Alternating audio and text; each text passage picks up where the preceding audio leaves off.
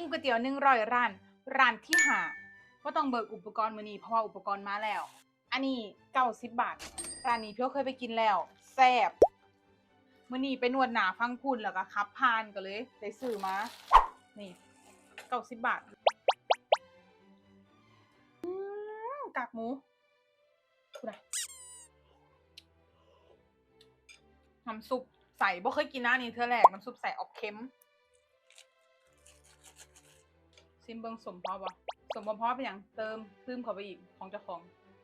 ต้องสมอีกหน่อยไม่เดียวพอไม่เดียวโอเคเริ่มที่แคบหมูอืม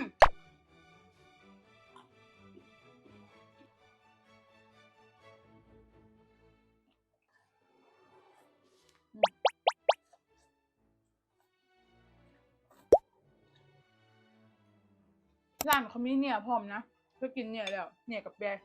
แซ่บดี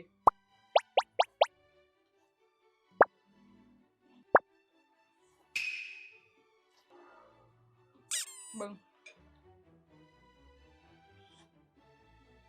อืม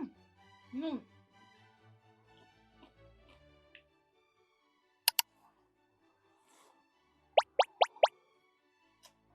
ร้านอยู่ตรงวงเวียนโรงพยาบาลเกาะสมุยเห็นปะก็คือไปทางโรงพยาบาลเกาะสมุยนั่นแหละ